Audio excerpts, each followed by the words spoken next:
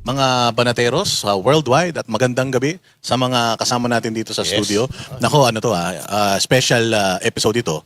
Kasi usually tuwing Saturday meron ang Vox Populi, pero Thursday meron dahil mainit ang mga usapin ngayon sa politika at kailangan habang mainit tinatalakay na natin ito bago pa man ito i-water down ng mga alam nyo na Kasi mga nasa gobyerno. At syempre i-welcome natin sa ating studio si Attorney Levy Baligod. Siya po ang actually nag-convey noong mga testimonya noong 18 matatapang na mga Marines dyan sa nakaraang press conference. Magandang hapon, Attorney Levy.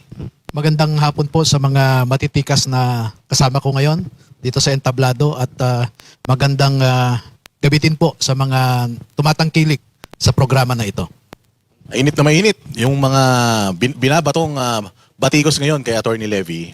Oo, simulan mo ba, Bay? Baka meron kang paunang mainit na tanong kay Attorney Levy. Pero bago po muna ang tanong, yung mga kababayan natin, di ba, Vox Populi po ito. Kailangan namin marinig ang inyong mga tanong. Kasi alam naman po natin, ang ibang mainstream media ay nabanggit din na kasali ho sa binigyan ng maleta, kaya naman din hindi nila talaga inilalabas ang katotohanan. Pero dito, sa Vox Populi, ang boses ninyo ang bida. So kailangan namin makita ang mga tanong nyo dyan. Iipunin niya ng ating mga kaibigan dito para itanong kay attorney. At ang unang tanong kagad, attorney, na mainit na inaano ng mga kababayan natin, ay una-una ay, ano po ba ang inyong nais na mangyari? After this, alam naman natin na yung ombudsman ay binanggit nyo rin na dating DOJ secretary. Pero bakit doon nyo dinala? At ano ang gusto ninyong end nitong pahayag ninyo o yung revelasyon ninyo? Sige, attorney.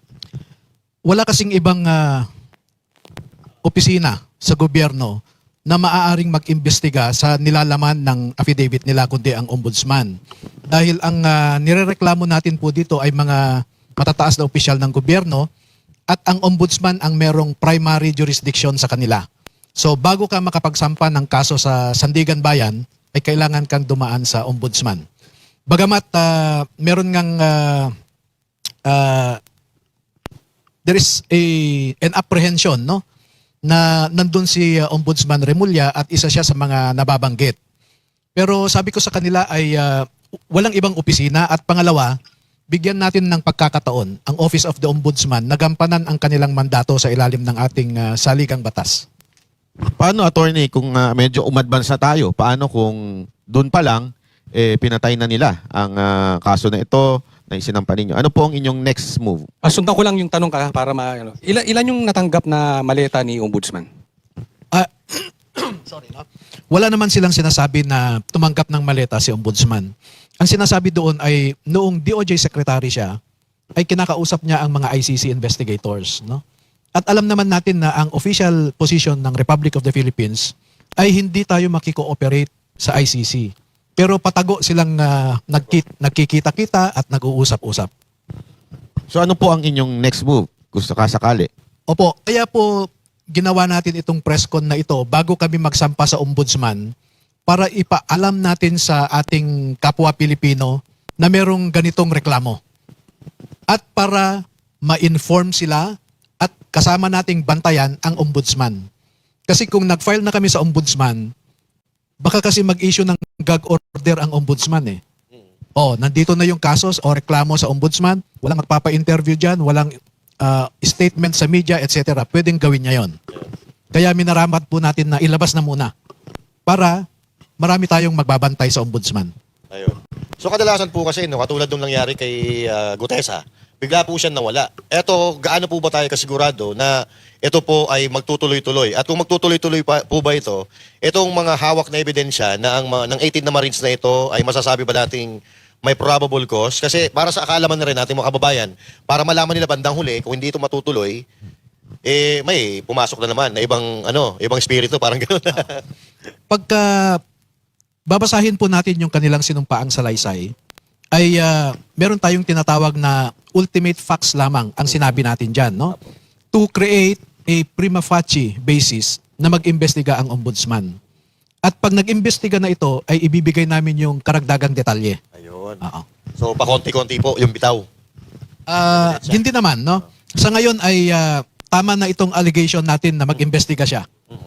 Pagka nag-imbestiga siya, ay doon na natin ibibigay yung detalye ng mga bawat alegasyon doon. Okay. Halimbawa ay sinabi lang natin diyan na ang mga mambabatas na ito ay nakatanggap ng pera. Mm-mm. So pagdating ng investigasyon, kung sino ang nag-deliver o nakakita, sila po yung magsasabi na kami ang nag-deliver dito sa particular na mambabatas o opisyal na ito. Ayun. Okay. Paano ba nabuo ito, attorney? Itong 18 na ito. Anong motivation nila? Kasi nung una, si Orly Gutesa, di ba? Tapos biglang lumitaw itong 18, tapos kayo na yung nakatayo. Oh, kasi sa pagkakaalam ko, si Orly Gutesa, lumapit siya kay dating Congressman Mike Defensor, tapos ni-refer ni Mike Defensor kay Senator Marcoleta. So, paano nangyari at bakit ikaw, yung tumindig para maging boses na itong 18 matatapang magigiting ng mga Marines? Oo, isa rin ako sa mga milyon-milyong Pilipino na nanood sa Senate Blue Ribbon Committee. At nakita ko kung paano trinato si Gutesa, no? He was unfairly treated at ang masama, pinalabas pa siyang nagsisinungaling. Yun po Ano bang buong istorya po nito? yung isa doon ay merong apo na 2 years old lamang. Dinala sa ospital dahil may dengue. Pero walang maibigay na gamot. Kaya namatay yung bata. So, na-realize niya na noong nag-uusap na kami, pinaliwanag ko kasi sa kanila yung kasalukuyang suliranin ng ating bansa. Yung sa ekonomiya, sa politika, at naintindihan nila na kaya pala naghihirap ang mga Pilipino ay dahil ninanakaw ng mga opisyal ang pera na para sana sa mga serbisyo. Ipinaliwanag ko nga rin noong PDAF scam na ganun din yung aking motivation, kako. Kaya naniwala at nagtiwala sila sa akin. So, para rin po dito sa suporta dito sa 18 na Marines, no? Kasi baka mamaya biglang umatras. Pwede po ba silang ituring ng mga whistleblower? At kung ganon, sako po ba sila nitong mga whistleblower protection para sa kanilang kaligtasan din? Yeah, pwede naman silang isama sa Witness Protection Program, pero ipinaliwanag ko sa kanila kung ano ang pwedeng mangyari, no? At talagang hindi sila papasok sa Witness Protection Program. At palagay ko, hindi lang kasi, ito lang ang nakikita natin yung 18. Hindi natin nakikita yung ibang kasamahan nila na sumusuporta sa mga ito. Attorney, Ito, tanongin ko lang yun, follow up ko lang yun. Ito po ba yung mga retirado o ito yung mga active pa? Wala na sila sa serbisyo. Yung mga sumusuporta po. Mix po yan. Merong nasa serbisyo, meron ding mga kasamahan nila dati kay Gutesa. So hindi po totoo yung sinasabi nila na parang yung military o yung AFP ay against dito sa mga ito? Well, as an institution, sinasabi ng AFP, ang Philippine Marine Corps, ang Philippine Navy, na kumbaga parang wag niyong tularan sila. No?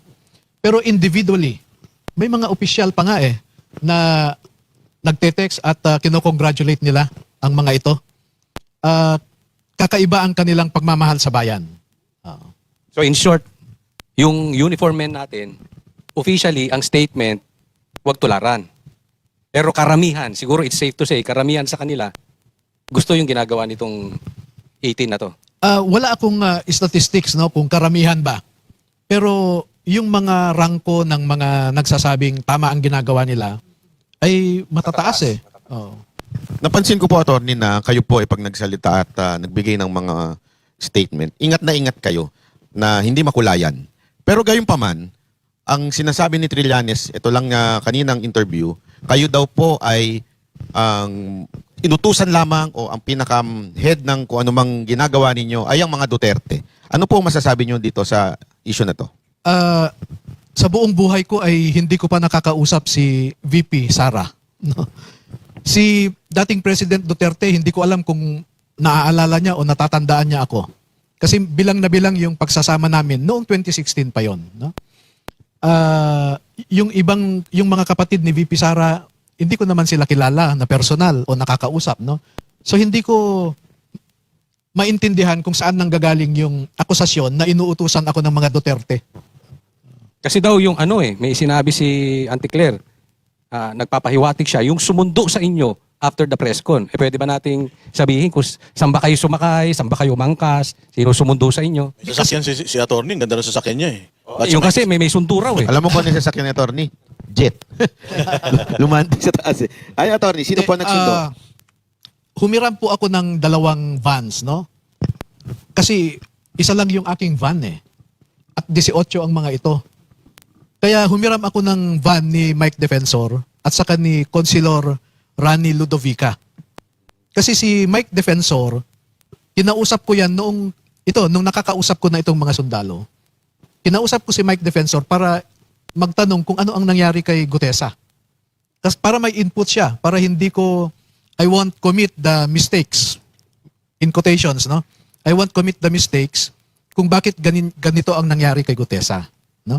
And then, may pangalawa kaming nag-meeting, tinanong ko siya, nakakausap mo ba si Saldico? Kasi nagkasama sila sa kongreso eh. Sabi niya, may kaibigan ako na nakakausap siya. Pakisabi mo naman kay Saldico na bayaran niya yung last month salary, 13-month pay, and termination pay nung mga ito. So yun yung pangalawa naming pag-uusap.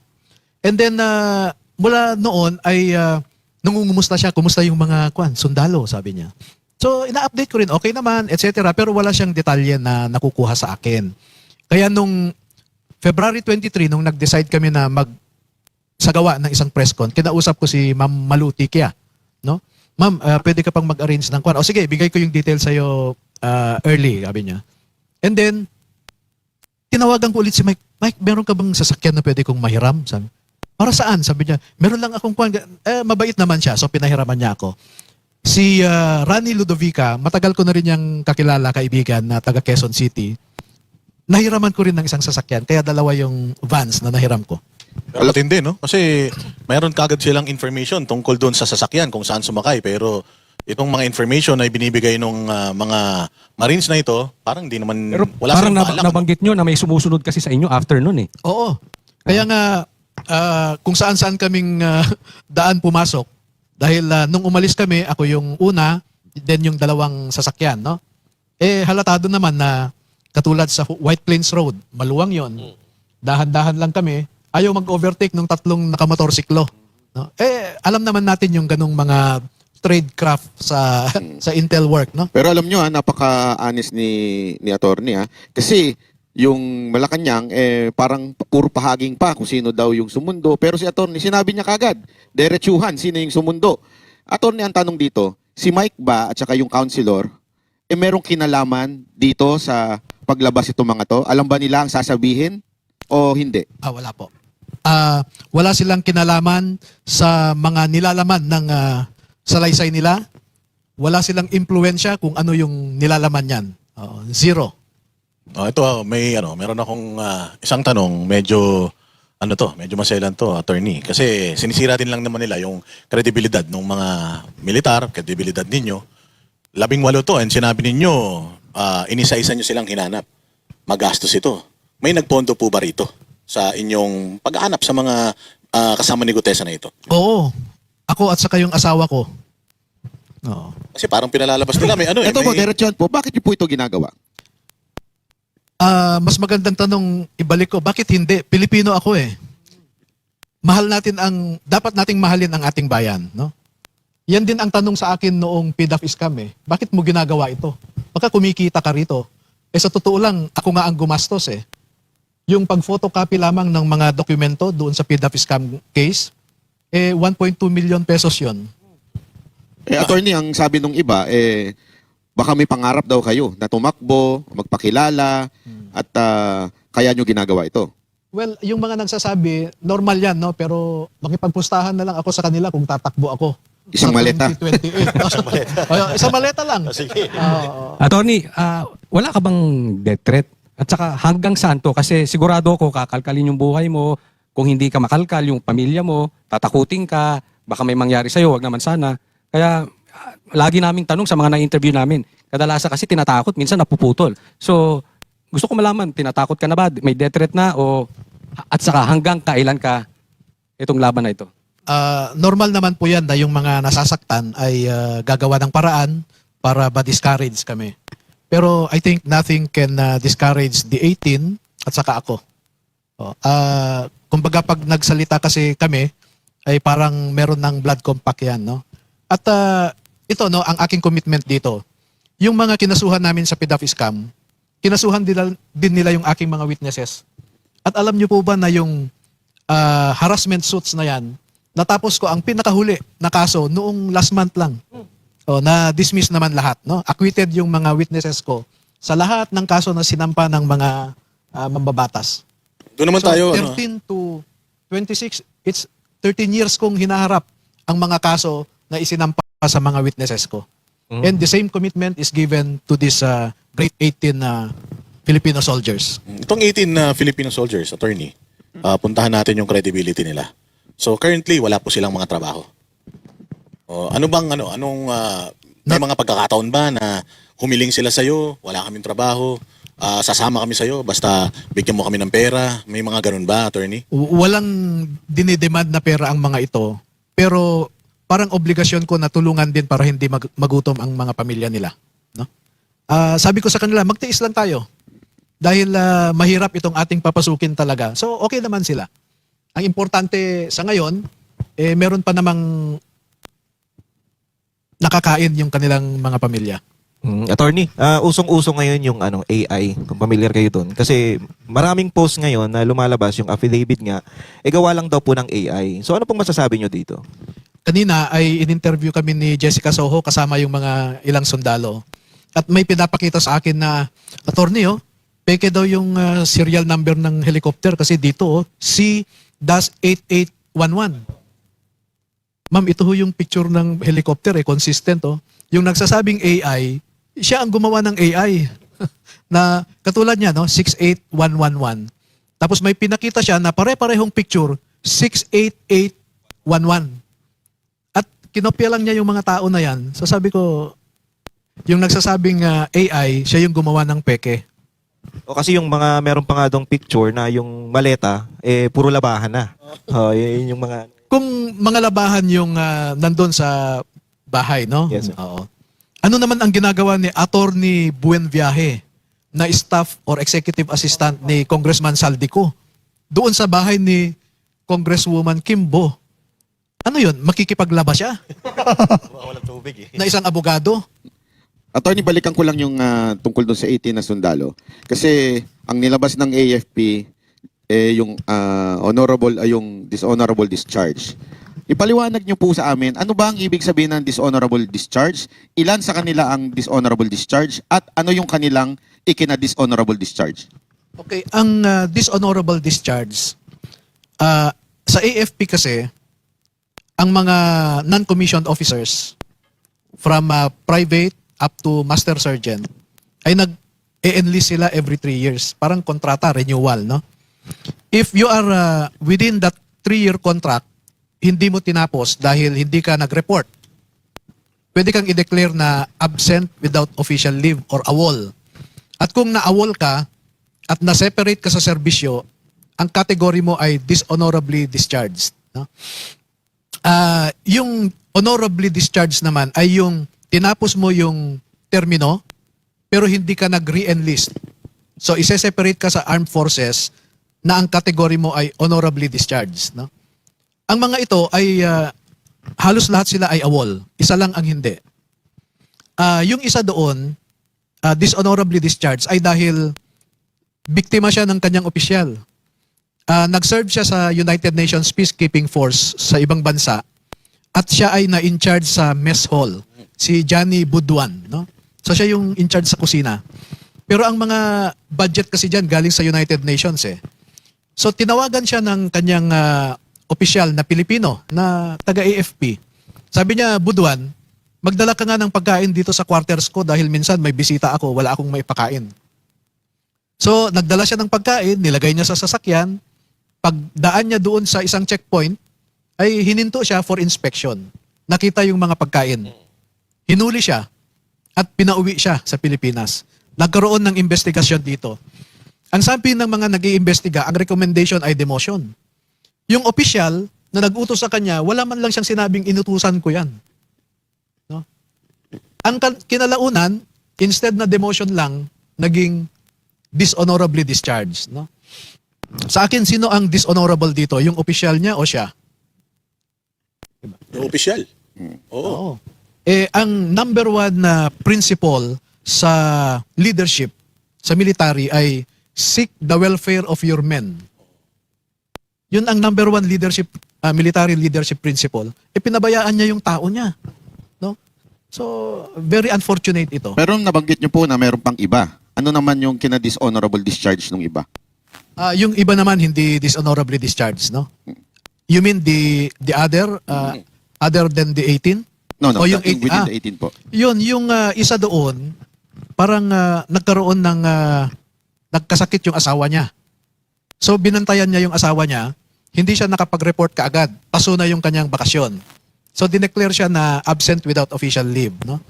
So karamihan sa kanila ay pamilya ang naging rason kung bakit hindi sila nakabalik on time. So sa madaling salita po, yung dishonorable discharge nila ay hindi po ibig sabihin criminal sila. May pinatay, may ninakaw. Nakaw sila, May korupsyon. may corruption. Hindi ganon. Hindi So ganon. ibig sabihin lang dahil hindi lang sila nakapag-report o natapos yung 3 years. Walang naabutan sa kanila ng maleta. Sila lahat itong naabutan na maleta. Oo, itong pero mga inabot din nila. sundalo. Pero walang natanggap. Wala. Problemado nga sila doon sa last month salary nila eh. Palagay ko honorable para yung ba mga yan? ano Honorable tong mga militar na to kasi hindi sila nangupit eh.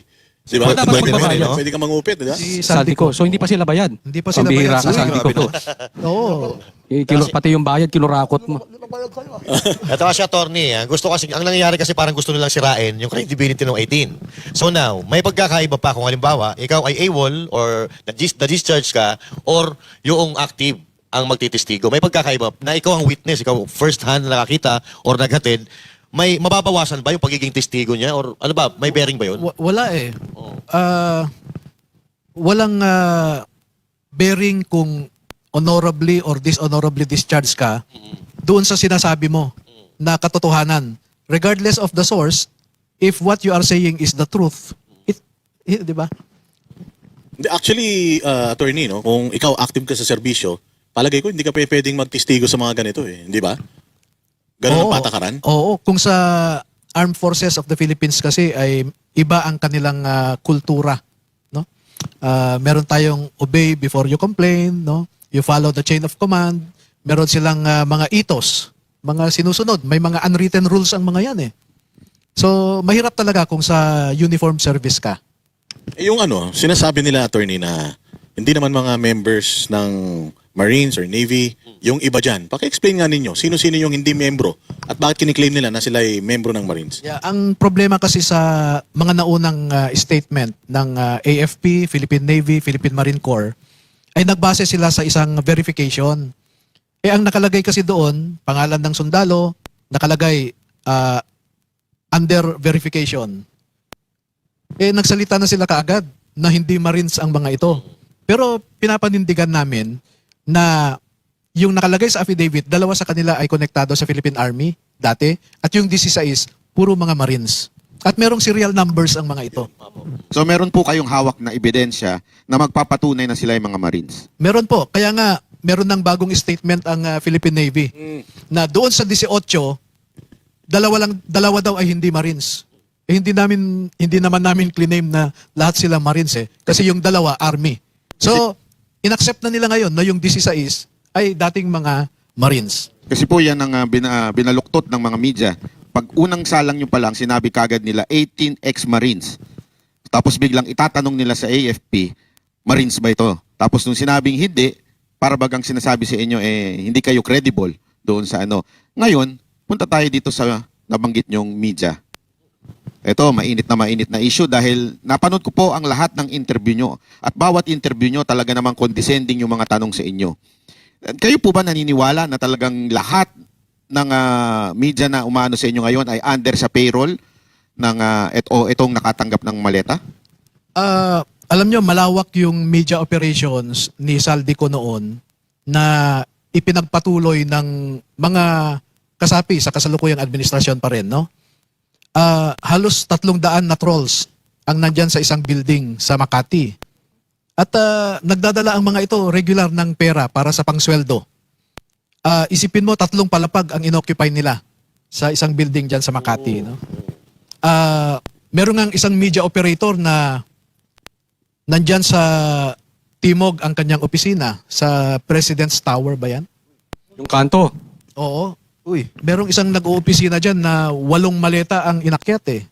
sarap Ay, yung no, mga... 6. I'm sorry. Alam ni Coach Olin Timog ah. Alam mo ha.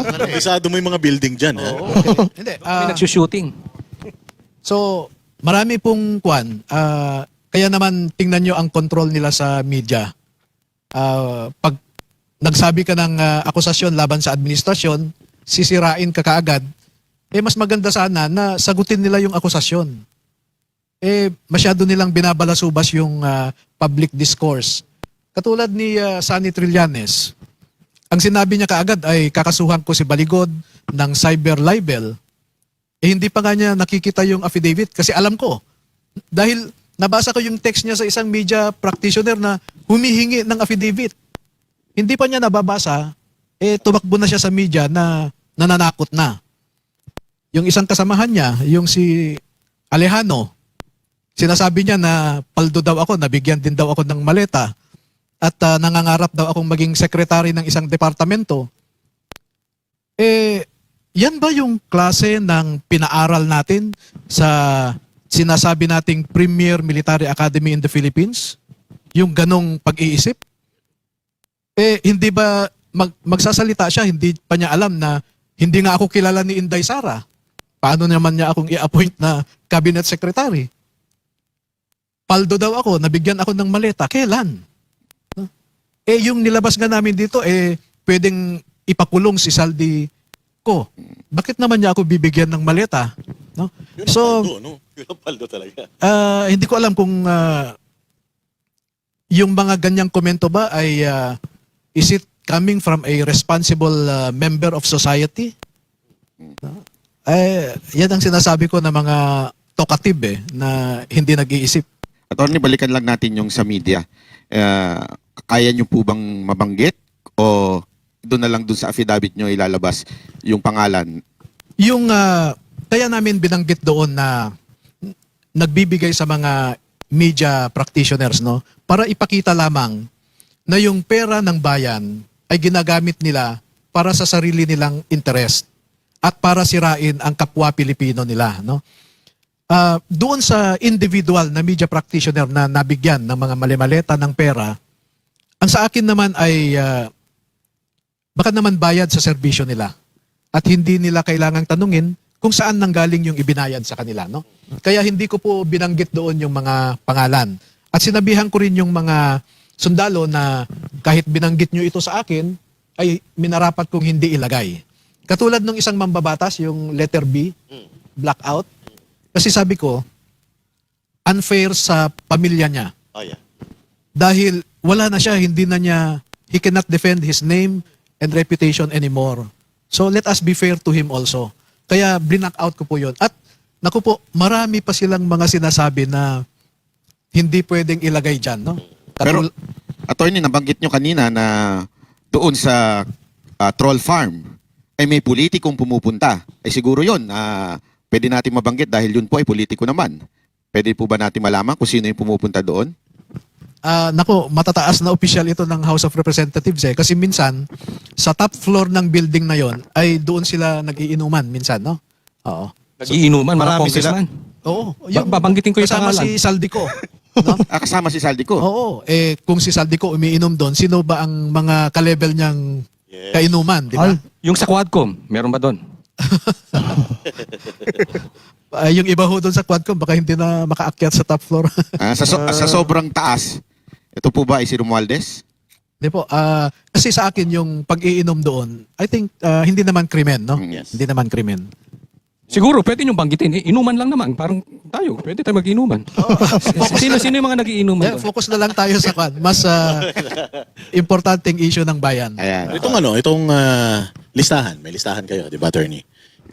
Lumabas yung mga congressman, no? Meron din daw bang mga senador, secretary, yung mga matataas na mga Oo. mga departamento ng gobyerno? Oo, meron dyan mga senador, no, na ilista. At may mga additional na detalye pa yan. Doon naman sa mga miyembro ng kabinete, si Secretary Bunuan, no? Nag-deliver sila. Hindi ko maalala kung ilang maleta yan sa isang bahay niya sa Quezon City. Si dating DBM Secretary Amena Pangandaman, no? Bernardo, Hindi, wala silang nabanggit na Bernardo. Pero si Secretary Pangandaman, siya mismo ang pumunta sa Horizon. At siya mismo ang tumanggap. Siya mismo ang kumuha doon, no? Sa basement 3, no? Ito yung nakakatawa sa isang media practitioner, no? Na sabi nila, "Sir, alam mo bang tinitingala namin itong tao na to? Believe kami sa kanya, pero nung nade-deliveran pala namin siya, parang na-disappoint kami." Kasi may isang pangyayari na yung magde-deliver, tinawagan ng media practitioner. Sabi niya, "Doon na lang tayo mag-meet sa mall." So, punta sila. "O, ang sasakyan ko, ganito, ganyan, sa level na ganito, etc." Tapos, "O yan, buksan nyo na yung pintuan ng likod." Van ang dala niya eh. "O, buksan." "O, pasok nyo na." Siya ang nagdo-drive. No? Media po? Oo. At dalawang maleta yata yun or something. No? So, yun na nga. Ngayon natin nalalaman yung kasabihan na this is where our taxes go. Wala po silang nakitang tinapay doon? Bakery, Doon sa, bakery. restaurant. Sa restaurant. Sa siguro. restaurant. Pero doon sa van, wala Doon sa naman. van, walang tinapay. Walang mga ensimada dyan, gano'n. Walang, okay. Hindi, mabalik tayo dun sa sa ebidensya kasi nandoon na rin tayo eh. Siyempre, 18 to, sabi nyo nga 30 to lumalabas eh. Paano nyo ginather yung evidence? Isa-isa nyong kinausap? Ikaw muna, kung ano ibibigay mo sa akin, hanggang sa makompleto mo yung 30, tapos gumawa kayo ng consolidated na Nagkaroon po kami ng 2 beses na workshop. No? May mga pictures ako dito na ganon. Ikaw, ano ang nalalaman mo?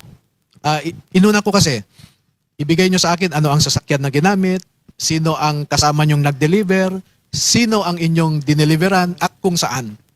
So, binigyan ko sila ng kanya-kanyang papel. Ginaya yung diagram na yon. So, nagsulat sila. And then, pagkatapos nun, ipinasok ko sa isang draft. After a week, binalikan ko sila. Gusto kong malaman kung consistent sila eh. So, matagal po ito. December, January, and then hanggang February. No? 3 buwan. yung matagal daw eh. Sabi nyo, no? Yan ang kinu-question nila. Yung timing. Sinadya nyo ito para sa ICC? Hindi nga ako updated kung anong nangyayari sa ICC po eh. Basta sa akin ay nung nakontento ako na yung sinasabi nila ay totoo, no? Dahil consistent sila eh. A week before na pirmahan nila, binigyan ko pa sila lahat ng kopya. At gusto kong sa isang linggo i-reviewin nyo yan. So nung may mga corrections sila na very minor, so finalize na namin nung umaga ng February 2023. February 23, 2025. So nung okay na sila, 2026, sorry, no? February 23, 2026. So nung okay na sila, sabi ko ipanotaryo na natin. So pumayag sila. May tinawagan ako na isang Saan yun pinanotarize? Kasi baka mamaya tumanggi na naman yung abogado, doon tayo pupunta eh. Nangyari, napanood na namin yun eh. meron I asked permission from the notary at saka yung witness si Bishop Tendero at saka yung 18 na mag-video ako sa seremonyas ninyo. baka sira yung CCTV na naman. Mahirap. Hindi, sa may video 'yon na tinanong sila ng notaryo, kayo ba ang gumawa nito? Naintindihan nyo ba ang nilalaman dito? Tinakot ba kayo? Sinuhulan ba kayo? Prinomesahan ba kayo? So, okay naman yung sagot. So, nagsumpa sila. Detalyado, attorney, kanina pinapakita sa screen yung mga plate numbers. Ito pa, individually, naisip nila na baka maging problema to someday, kaya sila na mismo, on their own, kumuha na sila ng mga ebidensya nila. Ganun ba ginawa Hindi nila? naman, dahil, alam nyo po, mula September 2022 hanggang early 2025, araw-araw silang nagde-deliver eh. At yan ang mga gamit, kaya memoryado nila yung plate numbers. At ito po ba SOP sa kanila na pag nag-deliver, picture? Meron silang chat group. No, halimbawa, tayo by chat group. Ikaw ang nautusan na mag-deliver. Pag na-deliver mo, picturean mo, ipasa mo sa chat group. So lahat tayo nalalaman natin na si Banatbay ay Ano po dahilan nila para malaman? requirement kasi ni Saldico. Para makasigurado si Saldico na na-deliver nga. Saldi ko walang hiya na ito. Nasaan na ba ito? Bakit biglang nawala ito? Yung mga executive assistants niya, si Mark Tiksay, si Paul Estrada, si Attorney Samuel Biahe. So nandun po sa GC si Saldico? Kasi, So talagang minamano-mano niya na tinitingnan niya yung mga delivery. Oy, ganun. Nakausap niyo na po ba yung abogado ni Zaldico? Ay, hindi pa. Hindi ko kilala. So hindi niyo po talaga nakausap si Zaldico na nagkuntsabahan kayo kasi na pinapalabas ng iba para siraan ang administrasyon. Wala nga silang contact kay Zaldico, ako pa. Oo, yun nga yung hinahanap natin, nawawala si Zaldico eh. Oo, Di ba? wala akong communication at saka hindi niya ako kilala. Sino pa yung nasa GC?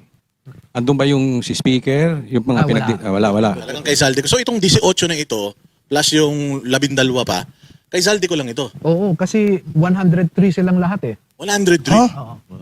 Nasaan May- yung ano iba? Yung 16 doon, active members ng PNP. No? Ito, active sa Coast Guard. Oo. No? So yung iba ay retirado na, no? Wala na sa serbisyo. Yung iba kasi sa kanila ay na-assign bilang security ng kanyang mga anak, yung kanyang asawa, at kay Zaldico. Kaya divided sila into 3 teams. So Yung- hindi lang po talaga Marines, ano? May iba pa. Oh, may Army, may PNP, may Coast Guard. Na active. Ang active lang PNP at saka Coast Guard. Actually, kaya ako tinanong sa inyo kasi may tumawag sa akin, kilala niya yung isa sa PNP na naandun. Na ano daw. Kaya lang, hindi magsasalita dahil siyempre takot. Yes, oo.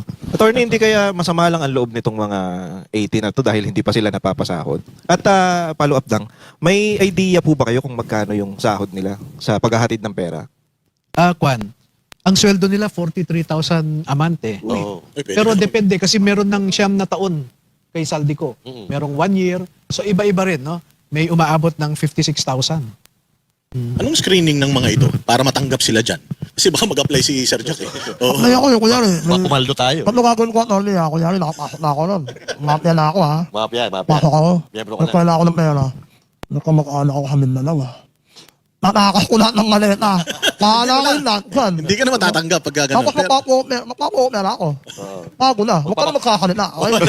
Paano sila Yung, pinupul, attorney, para makapasok dito sa 100 plus na ito? Yung security personnel kasi ni Zaldico, merong dalawa dyan na retired generals. Ay, magugat. No? At 2 retired colonels din.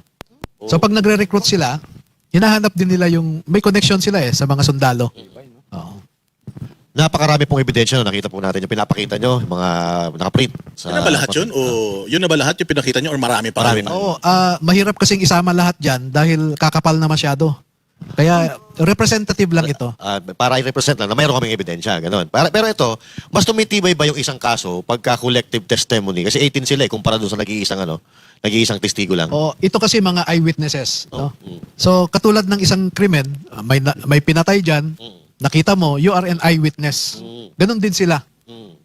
At hindi lang sila basta eyewitness ha, kasi meron silang Involved sila. involved Oo, sila. sa Meron silang involvement. At the same time, meron silang mga pictures, images na magpapatunay, magko-corroborate dun sa mga sinasabi nila. Tama po. Oo. Balikan ko lang po yung 2 general na sinasabi niyo na retired. Meron po ba silang plano rin magsalita? Ang pagkakaalam ko dun sa isang general ay tinakot. At for a time, umalis siya sa Pilipinas. No? Alam ko po yung nangyari dun sa bahay ng isang kakampi ng administrasyon sa Forbes Park kung saan pinagalitan. No? At yung grupo rin na yun ang nananakot sa kanila. Medyo matindi yung grupo na yun. Kayo po ba may idea na merong involved na kakampiang administrasyon sa AFP na nananakot dito sa mga ito? Meron po in due time kasi nabasa ko mismo yung pinadala ng isang I think major ang ranko niyan na ang text niya ay tama na ang inyong mga ginagawa, tigilan nyo na yan. Huwag nyong ipahiya ang Philippine Marine Corps, ang AFP, etc. No? And then may text pa na siguraduhin nyo lang na kung lumabas kayo ay mapabagsak nyo ang gobyerno.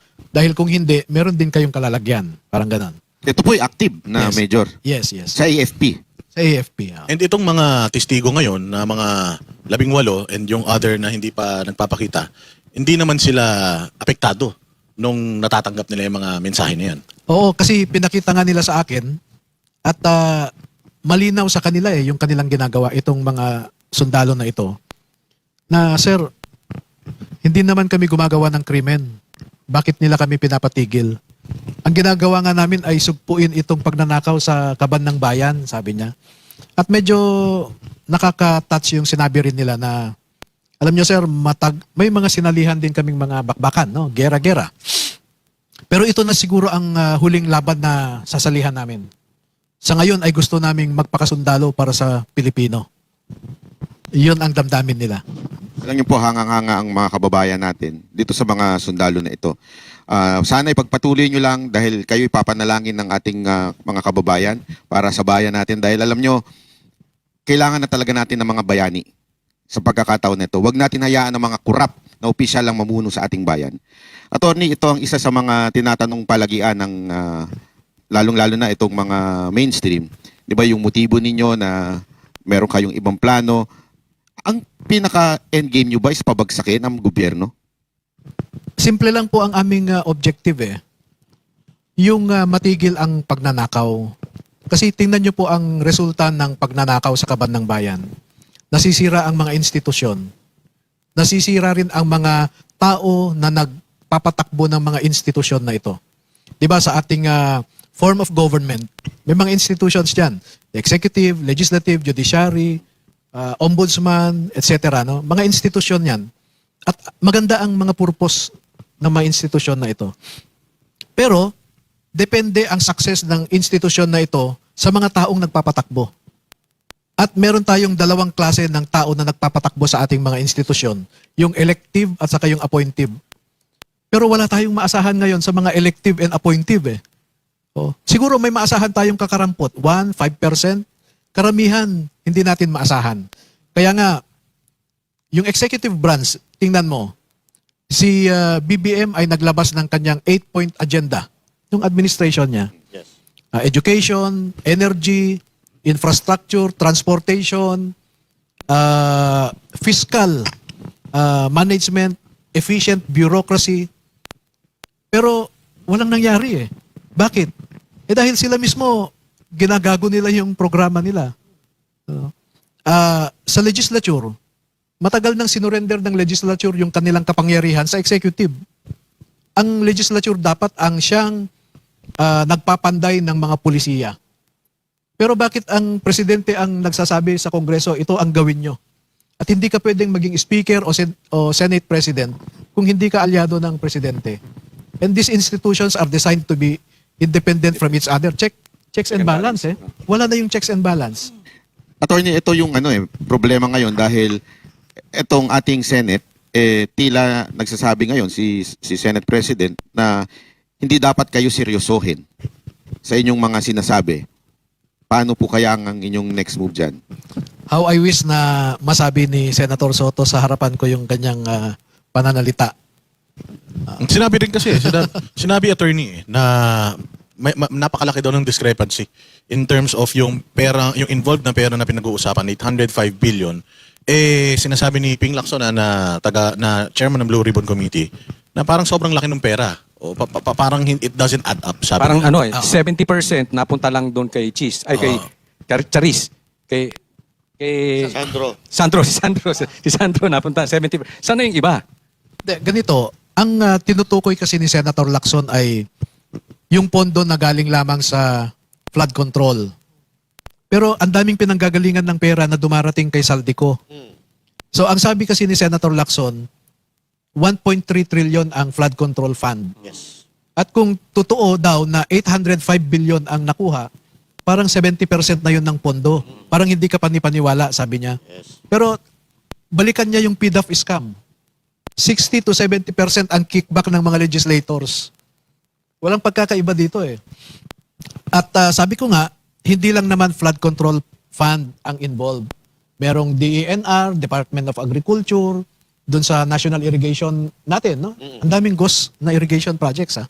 Customs pa. Yung reforestation, sasabihin, nagtanim pero wala namang tinanim. Mag-inspect ang COA, sasabihin, nagtanim kami pero nangamatay yung mga tinanim eh. No? Misinform si Senator Lacson. Misinformed or inaano niya. tinitwist niya. Kasi ang tutumbukin ko dito kasi, yung sinasabi niya, instead na pansinin kayo, yung credibility nitong 18 eh. No? So, hindi naman tayo abogado, kaya tatanong natin, kailangan ba yan, pagka-presenta ng hindi ba dapat patunayan na nila kung totoo etong mga aligasyon imbis na babanatan lang nila yung mga nagbibigay ng aligasyon. Yun nga inaatake nila yung messenger, pero yung information, ini-ignore nila.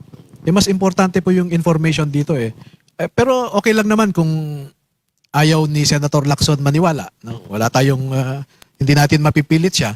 Basta ang ginawa natin ay nasa ombudsman na ngayon. Nabanggit niyo po na doon sa is kasama si Soto, nakasulat po. Oo. Si Lacson po ba kasama? Wala. Oo. Paano nangyaring kasama si Senator Soto? 2025 lang siya naging senador. Tsaka And baka meron daw- pa si Leila de Lima nakasama din daw na yun sinisilip nila na yun daw ang reason ba't natatawa yung mga congressman. Ang tenor kasi ng affidavit nila ay kung sino ang mga nabigyan ng pera, no? Kasama kasi si Leila de Lima, si Senator Soto na nabigyan. Kahit hindi sila miyembro ng Senate at that time, no? Nabigyan sila Ngayon, meron bang krimen dyan? Meron. Halimbawa, tumanggap si Congresswoman de Lima ng pera. Dineclare ba niya yan sa SALN niya? Krimen na yon kung hindi mo dineclare sa SALN mo. So, Soto ba dineclare? Kasi hindi ata alam ng asawa Yun yung nabanggit niya Oo, yun na nga. Tapos, nag-deliver ka ng ilang maleta. Kung maliwanag na illicit illegal yung transaction na yan. Bakit mo ibibigay yung milyon-milyon na cash? Pwede mo namang idaan sa bangko.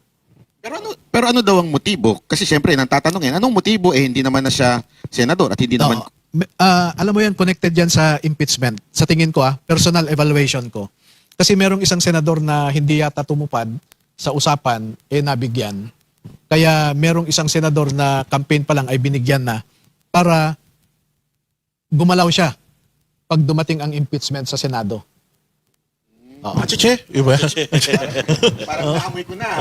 Hindi tumupad at yung tumupad. Ngayon ito yung kalaruhin lang natin kasi sinasabi ni Ping Lacson na yung total budget ng flood control ganito, sobrang laki naman yata. So klaro doon sa inyong mga dokumento, testimonya ng mga militar na yan, ex-military na yan, hindi nila sinasabi kung saan galing yung perang dinideliver nila. Hindi nila alam kung saan galing, kung sa corruption ba yan sa Department of Agriculture, Department of Education, sa flood control. Kasi halo-halo na yung pera doon sa Horizon Kasi ang reception area nila sa Valle Verde, ang storage nila sa Horizon. And from there, yung distribution na kung saan na pupunta. Hindi po ba sila nagtataka itong 18 na ex-Marines na bakit sila nagde-deliver ng pera kay Soto? Bakit sila nagde-deliver ng pera kay ganito? Hindi ba sila na doon? Ang unang nasa isip nila ay parte ng trabaho nila. Kasi before 2022, madalang silang nagde-deliver. Nagde-deliver naman sila pero madalang. Isang maleta, ilang paper bags. Pero nung pag-upo ni Saldico na chairman ng Appropriations Committee, yun na, araw-araw na at ilang maleta na yan. Speaking of paper bag, Barat Baya, kung matatandaan mo, nung si Congressman Arnie Tevez, sinano na nila. Parang tinatrabaho na nila para matanggal sa mga kaso niya. Nabanggit niya yan yung nagbibigayan ng paper bag dyan sa Congress. At dinina ito ng mga congressman, attorney, napaka-imposible naman daw na magbigayan ng paper bag ng pera doon mismo sa grounds ng HOR. Ano masasabi niyo dyan? Sa HOR kasi, ang ginagawa ay yung expandable envelope. Yung 2 million kasi ang laman nun So, lumalabas na parang dokumento ang laman. At nakakapasok sila sa Kongreso kasi may ID rin sila. And may preba sila dito, may picture sila na may hinatid sila mismo sa grounds ng Congress. Nandyan lang kasi sila sa loitering around and even inside the office of Congressman Saldico. So yung dinala nila doon, paglabas ng mambabatas ay dala na nila May kanya-kanyang dala, no? At sabi nga, ang paborito nilang exit pag may nabibigay sa kanila, nagpapasundo sila doon sa helipad. May exit kasi doon katabi ng speaker's office. Doon nagpapasundo kasi hindi mo makikita sila doon. Attorney, meron ba kayong ebidensya dito? Balikan ko lang kay Soto. Ebidensya kay Soto na nag-deliver sila? Alam po nila yung building alam nila at i-describe nila, no? Kasi sila yung nagbuhat, paakyat at nakita nila So kaya nilang i-describe yung itsura ng kung saan man dinilip. Yes. Ano po ba yung kondo ni Soto o bahay ni... Hindi bahay, hindi bahay. Parang semi-office. Wala namang nagbukas na maganda. Baka mamaya may maganda din Lalo siyang bubugbugin ni Kwan, ni Ma'am. May alam naman ako. May nag-post kasi ngayon. Ay, kahapon ako. Ay, kanina kaya na.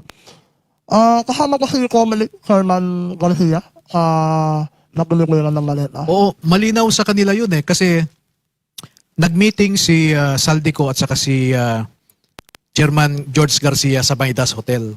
No? Diyan sa may isang Japanese restaurant no.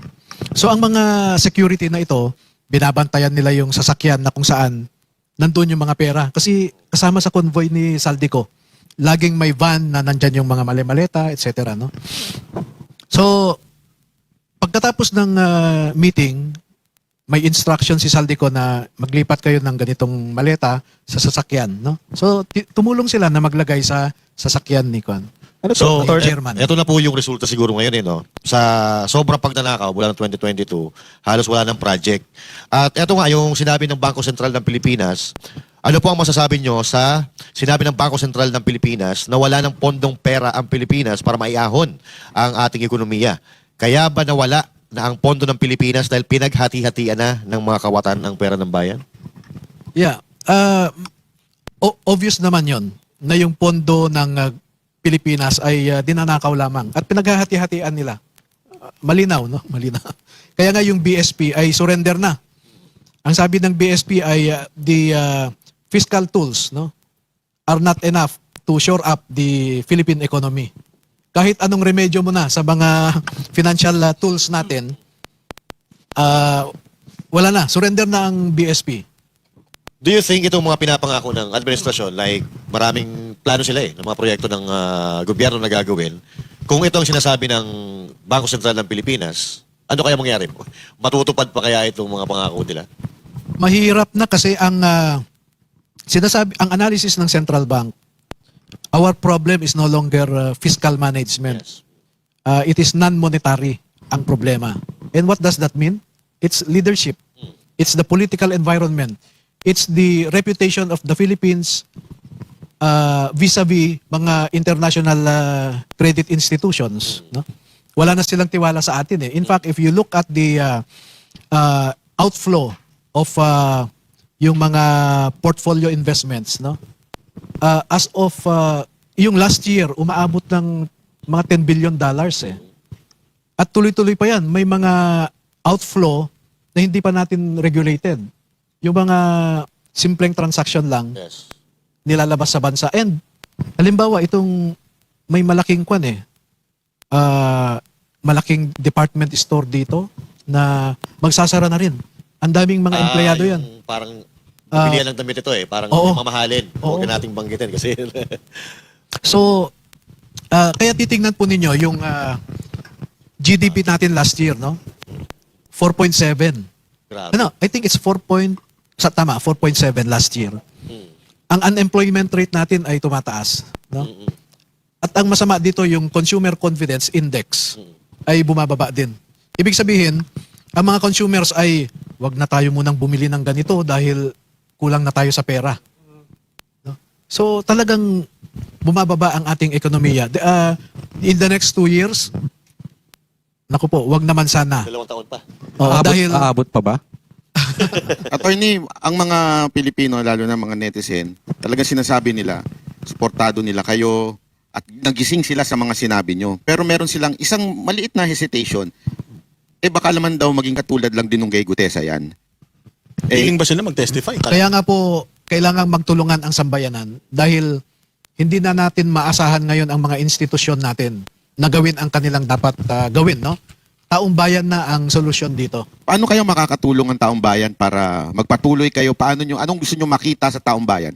Well, bantayan nila itong ating ginagawa, no? Suportahan nila kung maaari ay kalampakin natin ang Malacanang, ang Senado, ang Kongreso na ayusin nila ang kanilang mga trabaho. Well, on a political philosophy point of view, ang sinasabi is when the government is no longer serving the interest of the people can oust their government. No? Ito, attorney, kadugtong yan kasi lagi nating sinasabi sa aming mga vlogs na i-share natin ito kasi parang yung mainstream media, lalo na yung mga malalakit kilala, parang hinaharang. No? Pupunta tayo dun sa investigasyon na sinasabi ni Senator Amy. Ito ba ay papabor? Kasi parang hindi nila, may media blackout eh. Parang hindi lalabas. No? Tapos sabi nyo, posibleng kay ombudsman, hindi na kayo makasalita. Baka mamaya magkademandahan pa, papasok tayo sa sub judice. Itong investigasyon ng kay Senator Amy, pabor po ba sa inyo yan? O at the same time, yung hamon ni Kong Defensor na public trial, lahat po para magkaalaman under oath.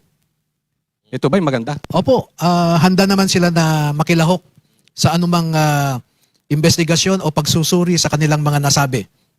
Handa naman sila. Pero isa pa hong batikos ng Malacanang, bakit daw parang katulad nung kay Zaldico na patse-patse ang release ng information? Bakit hindi daw one time, big time na lang na i-release nyo lahat ng nalalaman ninyo? Bakit unti-unti pa?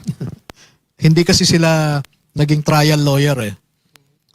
Ako ay may sasabihin, halimbawa, kontrahin mo ako, meron akong ilalabas para kontrahin ka. No? Sasabihin, hindi kami nag-deliver, hindi ko kilala ang mga yan. Maalala nyo nung Napoles, PDAF scam? Yes. Paglabas ng unang article ng Inquirer, nagsalita yung mga mambabatas na hindi namin kilala si Napoles. Di ba? Naglabas kami ng mga pictures na magkakasama sila eh. So may ilalabas kayo na picture o ebidensya kasi sigurado to itatanggi na hindi kayo nakapag-deliver sa Paway dito sa Ilocos Norte. May picture ba kayo sa windmill na gano'n? May picture sa loob ng bahay eh. Nako po. Oo. May picture sa loob ng bahay. At kasama yung mga may-ari ng bahay. Attorney, Post mo na, Tony. mabalikan ko lang kasi mahirap to si George Garcia. May specific na sinabi ba tong mga sundalo natin kung bakit sila naghatid ng pera o nagbigay ng maleta dito kay George Garcia? Ano ba Meron to? Bayad sila- ba to? Oh, may sinasabi sila na nagbiro yung si Paul Estrada na ganito yan dahil ganito. So, hindi ko na sinabi yon dahil parang pero sabihin ko sa inyo mamaya off cam, no? Oo. Pero ang point diyan is bakit ka tumanggap? At bakit hindi mo dineclare yan sa SALN mo? So may specific kaya na ito para kay kandidato ganito. So Hindi naman nila narinig yung pag-uusap ni Saldico at saka ni Chairman Garcia. Pero ang nakita lang nila ay binigyan ng total of 4 na maleta. 4 na maleta. Dalawang beses silang nag-meeting. Ito malaking maleta, medium, o maliit? Medium. Parang medium sized eh. Suga pa. Magkano kaya ang laman ng isang medium? Nandyan sa nandyan sa Parang affidavit nila. Estimated na Itong 30 final nyo sa Itong final nyo, attorney, sa ombudsman. Para ba to sa lahat ng mga pangalan na nandirito o magfa-file kayo separately ng mga cases doon sa mga pangalan na nandirito? Kasi katulad yan, si George Garcia, Comelec. So, magfa-file ba kayo ng separate na kaso para kay George Garcia lang? Kasi malapit ng election. Di po, meron kasing ibang procedure kay Chairman Garcia dahil he is an impeachable officer. Kaya itong weekend po ay meron akong 2 abogado na magda-draft ng impeachment complaint laban sa kanya, no? So, pag matapos po namin 'yan ay siguro in a week or 2 maisampa na namin yung impeachment complaint. Ay, magkano kaya? Meron kayang mag-i-endorse na congressman niya? May nakausap na ba kayo? Wala pa. Tingnan natin, no, kung merong pumirma na o mag-endorse doon sa impeachment complaint. Pero palagay ko meron siguro. Actually, alam nyo, kaya naniwala kagad ako sa sinabi ni attorney. Kasi bago pa po kayo lumabas, may tumawag na sa akin isang congressman na ibalita ako daw na mali-maleta ang dumarating sa Congress. Kaya lang sabi ko, may picture ka o may video ka. Kung wala, hindi ko pwedeng ilabas yan. Wala daw kasi talaga napaka-stricto daw ng pag-pick ng doon. So doon sa maleta, hindi nyo na binibigay dito sa Congress, meron po ba kayong specific na ibinigay sa opisina ni dating Speaker Romualdez? Ganito po. Ay. Kaliwa po. Yan. Hindi sila nagdadala ng mali-maleta sa house. Yung expandable envelopes lang. Kaya ano po yung nasa picture? Alin? Yung may helicopter? Hindi yun sa HOR dinala. At dinala yun sa mga probinsya, no? Pagka mali-maleta na, diretso yan sa bahay or sa opisina, ganon. Hindi sa HOR dinadala. Katulad nung Quadcom hearing, parang 120 na expandable envelopes ang dinala nila doon. 120. Ilan Dinala ang sa laman loob? ng isang envelope? Doon 2 sa million? 2 million ang laman nun. Kasi Kasi totoo po yung sinasabi nila na bawat Quadcom hearing, 2 million bawat isang congressman? hindi ko alam kung bawat isa, pero halos lahat ng miyembro ay dumadaan doon eh. At kanya-kanyang bit-bit, no? Merong special siguro na 2 hanggang 5 ang bit-bit. Meron ding isang envelope lang. Siguro hindi nagtanong ng matitindi. O hindi ho siguro nakapag-cite in contempt. O isa ka lang. Mas May bonus yung nagko-contempt. Pwedeng ganun po. Eto, pasensya na po medyo ano lang tayo ng konti. Kung dala-dala yun, paano binitbit yung mga folder na yun na marami? Marami po sila. Yung mga... Oo. 100 mahigit sila eh. So, Ano? lahat sila pumapasok. Oo, Tapos hindi. dadala-dala sila? Balik-balik yan.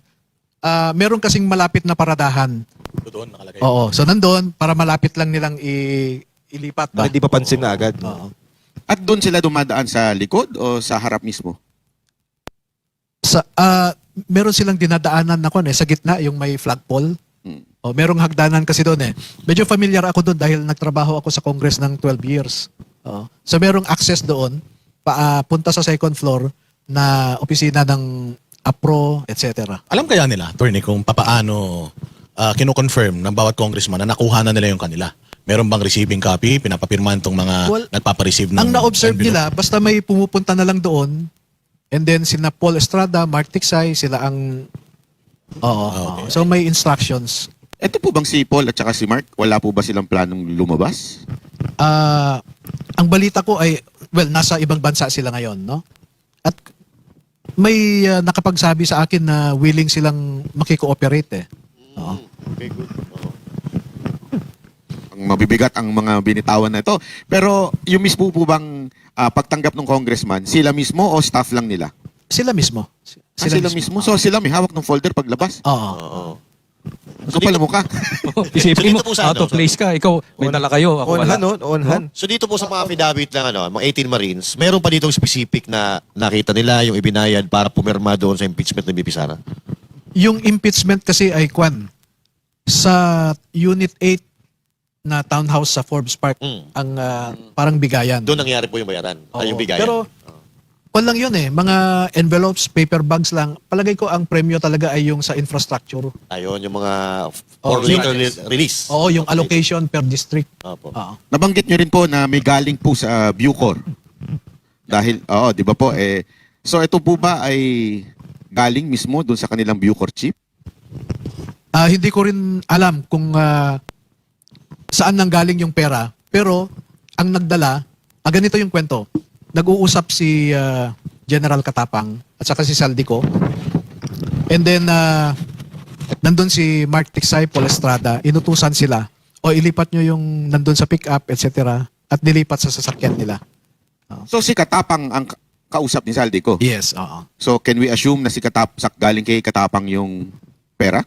Yung detalye po ay, kasi alam nila yung plate number nung pick-up na ginamit. May picture po ba na video?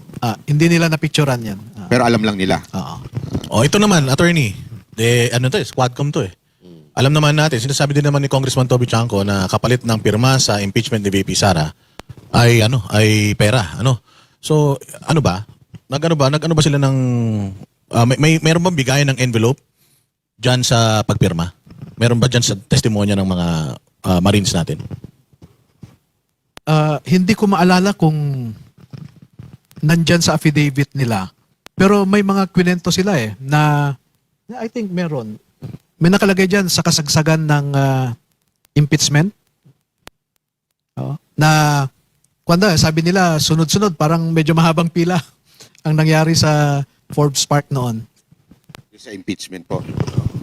At attorney, yung si Gutesa po, sabi niya every week ata may deliver ng maleta. Dito po sa 18, paano po yung diskarte nila? Every week or ilang beses po nag-deliver? Araw-araw po ito mula September 2022. Grabe. Ang sabi nga nila, doon sa Forbes Park, 3 to 4 times a week silang nagde-deliver.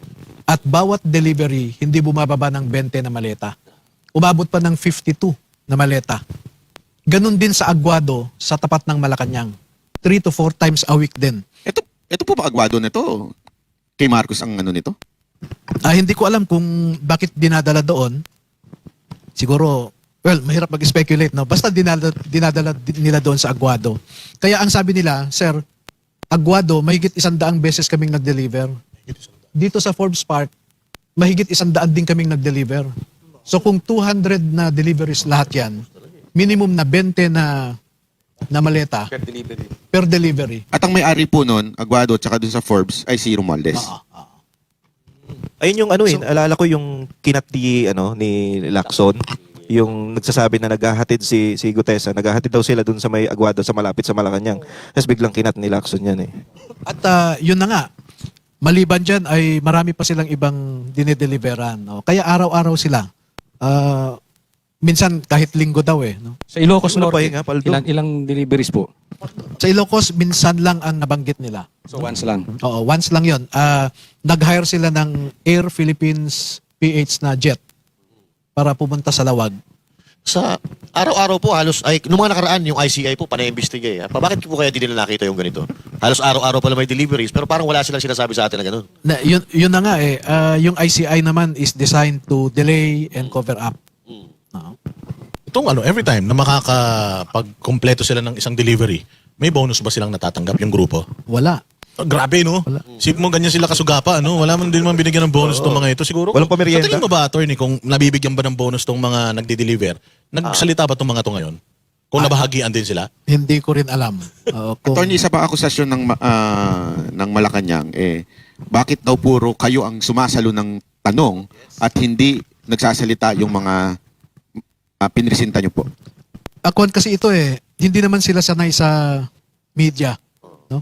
Kanina nga ay in-interview ni Miss Jessica Soho sila. Iba yung kanila, parang nanlalamig ang kamay. Kasi hindi sila sanay, no? Kaya, pero doon naman sa press con, tinanong sila eh. Sila ang diretsyong sumagot. Oo. Pero dapat masanay sila, attorney, kasi nananawagan si Senator Amy, tibang mga Pilipino na dinggin itong kaso na to. And by then, ang magsasalita na niyan, direct na silang interpellate. So, prepared po ba sila dito? Are they also willing to testify kung sakaling Congress and Senate mag-conduct ng investigation? Handa po silang mag-cooperate kahit anong klaseng investigasyon. Attorney, ang gawin pag merong nangyayaring ganyan, maleta. Ang gawin, nag-cooperate mo rin ba? Hindi ko na masabi kasi Diba yun? wala na sila eh. Oh. Ito, attorney, no? Ito, umpisa pa lang, no? Umpisa pa lang ito. Marami pang pagdadaanan ito, eh.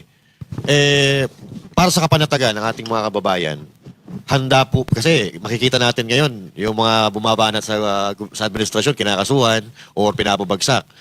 Handa po ba kayo doon sa maaaring mangyayari in the future?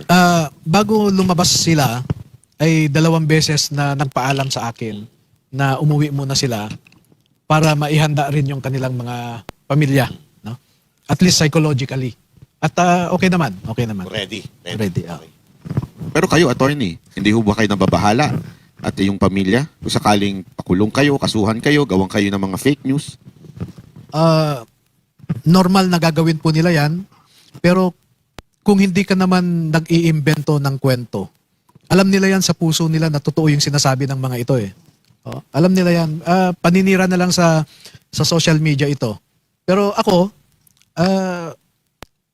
mas matimbang kasi sa akin yung makaambag ako ng mabuti para sa bayan. Tama. Kasi ganyan ang orientation ko mula bata ako. Yung tatay ko, sundalo. Nag-train ako sa UP Vanguard. Ganun eh. Nandyan yung upbringing ko about patriotism. Attorney, may tanong ako, yung pinaglalaban nyo ngayon, paano mapapanagot, yung mga nakaupo mismo, tumatanggap? Oo. Paano mangyayari yan, attorney? Ito, magandang tanong yan. No? Mahirap talagang makakuha ng hustisya ngayon Yeah. sa administrasyong ito. So we are hoping na makapag-isip ang ating mga kababayan na magkaroon tayo ng sa susunod na administrasyon ay merong parehong damdamin na dapat managot lahat itong mga nagnanakaw. Oo. Attorney, maubos na yung, wala na tayong pera eh. Anong action ng armed forces natin? Wala pa silang galaw, wala pa silang, kasi yung AFP kasi ay mahirap na ikumbinsi mo sila na mag-withdraw ng support. That is unconstitutional. Ako, ayaw ko rin yon, no? Pero, pag pinag-aralan na mabuti ang ating saligang batas, ang nakalagay doon is, the Armed Forces of the Philippines is the protector of the people and the state. Di ba? At inulit pa yon, no? Sa Article 2 at saka sa Article 14, no? O 17, transit. Now, pag sinabi mong people and state, parang redundant na yan eh. Kasi yung state already is comprised of people, territory, government, and sovereignty. Kaya pag sinabi mong state, parang mo na rin sinabi yung apat. Pero bakit kailangang ulit-ulitin ng Constitution yung people and the state? At hindi niya sinabi doon na government and the state. Hindi niya sinabing territory and the state or sovereignty and state, no? Or the president and the state Or the speaker and or the administration or the state. Hindi eh. So, ang constitutional role ng AFP is to protect the people and the state. So, ano yung danger sa state at saka sa people na dapat gumalaw ang AFP? Pagka ang state ba is in danger of being fragmented, no? Ang danger ba sa people ay yung sobra na ang kahirapan at ang mga buwis nila ay ninanakaw lamang, no? So, yun, nasa pananaw na ng AFP kung anong sitwasyon ba ang kinakailangan nila para ma-invoke nila yung kanilang constitutional duty to protect the people and the state. Kaya lang, attorney, sa inyong pananaw, ang Pilipinas po ba ay kailangan na ng proteksyon? Palagay ko po, no? Kasi sabi ko nga sa economy ang trajectory, ang sabi ng mga experts, in the next 2 years, tuloy-tuloy ang bagsak ng ating ekonomiya. Malinaw yan maski sa BSP. Sabi nila, it will take 2 years before the economy will recover. No? Pangalawa, tingnan nyo yung unemployment. Kasi kung bumabagsak ang economy, susunod yung unemployment. Kung tataas ang unemployment rate, tataas din ang poverty incidence. Sa ngayon is 44% yata ng Pilipino ay nagsasabi na nakakaramdam sila ng kagutuman. No?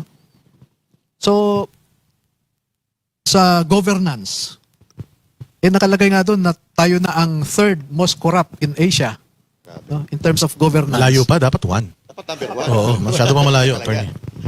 So, lahat kasi ng pamantayan ay we are as a country performing very bad, no?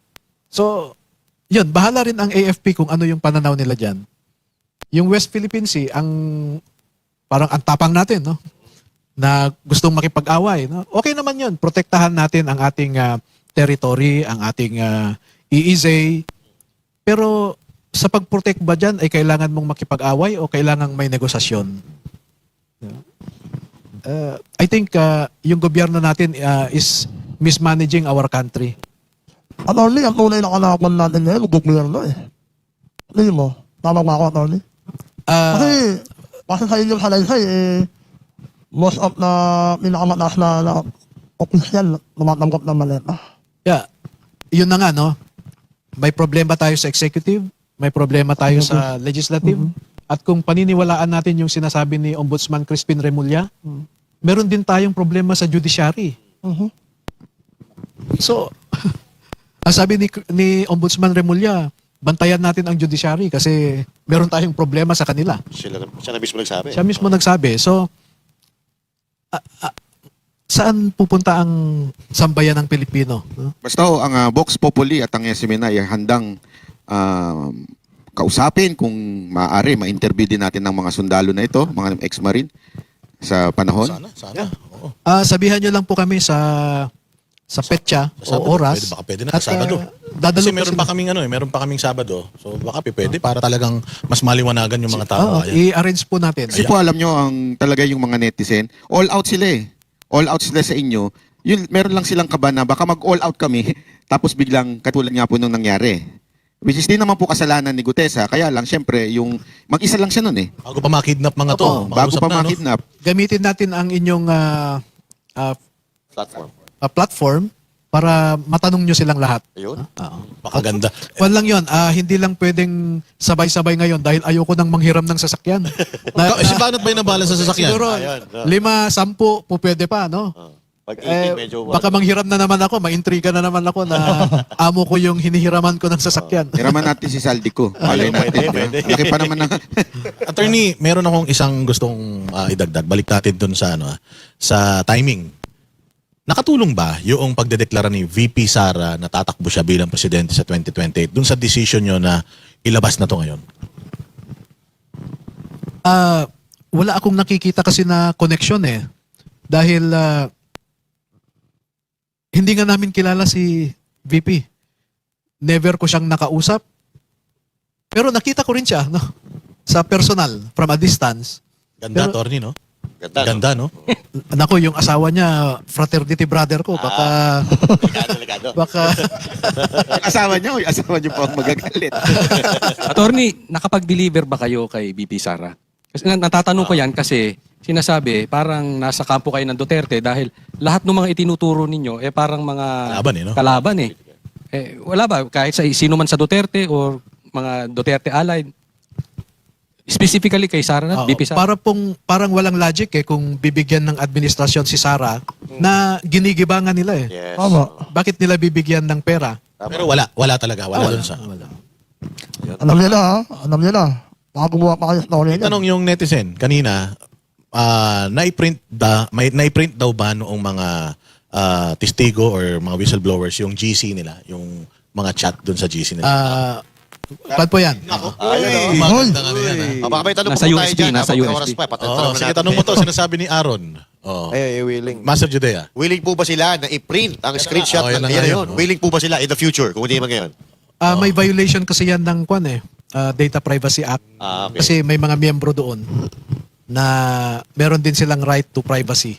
So pag kasi yun private, hindi Pero pwede. ganun ba yun, di ba? Hiningi po ng korte. O pwede. Pagka nasapi na po, Ayun. pwede. May proseso naman eh. Hindi ba parang Sa sinasabi electronic evidence,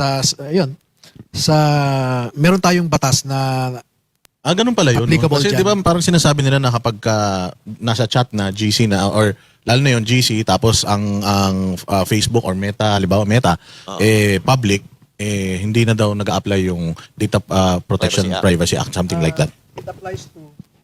it applies to everyone, every member, no? Walang miyembro na pwedeng mag-share outside of the members ng chat group. Pero pag lumabas na po ito sa korte, Po pwede. pwede na. Oo. Ito another question po. Pakitanong kay attorney kung desidido ba sila na mag-all out sa mga revelasyon nila. Kasi baka kagaya lang yan ni Orly na biglang nawala. Nakaabang ang taong bayan sa mga hakbang nyo. Handa po naman tayo at yung pagkawala ni Orly Gutesa ay hindi ito ginusto, no?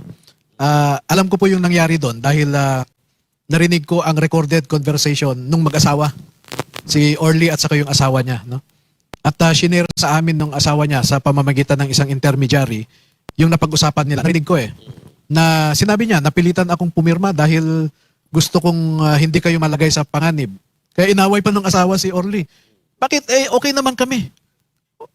Hindi naman kami natatakot or wala namang nananakot sa amin. So hindi, para makasigurado lang, sabi niya. So, may mga magagaling kasi ang AFP sa psychological warfare din. No? So may nanakot sa kanya. Meron naman, maliwanag naman yan. Ito po ba ay bahagi ng executive o sa legislative po ito? Naku, merong miyembro pa dyan ng gobyerno na mataas ang rangko sa PNP. No? Meron ding isa na ewan ko kung ano. Mataas ang tama. Hindi, in due time, no? In due time. Nagbebenta po ba ito ng lugaw? In due At saka time po, no? pares. Kasi yung grupo kasi na ito talagang matindi ang network nila. Wow. No? Matindi ang network nila. Kaya nga, maski yung isang general, kung pagalitan parang bata no? Ganun sila ka powerful, no? Pero siyempre, darating din yung reckoning. There is always a time for reckoning. Attorney, ma-assure mo sa amin kasi noong si Orly Gutesa, nagpunta siya dyan sa Senado, para siyang hindi ko kailangan ng hindi ko kailangan ng security WPP. Witness Protection Program. Kaya kong ipagtanggol yung sarili ko. Tapang niya nun eh. Tapos ngayon, sa sinasabi ninyo, na-pressure siya dahil sa pamilya niya. So makakasigurado kayo na hindi magiging mga Orly Gutesa itong 18 na ito. Malaki ang posibilidad na hindi mangyayari sa kanila yung nangyari kay Orly. Oo. Napakaganda. Ito may iba. Kuya, mas marami sila ngayon eh. So, kung gusto nila ng magkasubukan, hamayan tayo. Marines ka. Ano, Marines ka eh. Di ba? Dragon Boat, nag-ano ko hagwan. Alam mo, Dragon. Naging member ako ng Dragon Boat ng Philippine Marines. Kasama mo doon mga Navy. Navy, more on Marines talaga. Yung alam mo yung mga Marines? Yung nakasama ko rin yung Navy. May nakasama rin ako Coast Guard. Yung lakas ng Marines. Iba yung tapang ng Alam Marines. mo yung wala ka ng hiya? Mahagwan ka ba? Tulog sa sagwan yan. Alam mo, Legit, ako kwento ko lang ha. Naghagwan kami muna kami sama nila. Gitna. Hindi ko alam kung yung Marines pa na ako o mga alien man. Kasi ako, nahirapan ako huminga eh. Parang nawala na ako ng Marines. Nahirapan ka pa humingan yan ha? Open air na yan ha. Open air na yan. Nahirapan pa ako huminga. Open Mapler yan. Pero yung mga Marines, ay nako. Grabe. Kaya iba yung ano sa kanila, iba yung nakpilin ko talaga. Iba training. Iba Ito, training. attorney, mga message sa inyo. Attorney, sana ipagpatuloy nyo lang yan.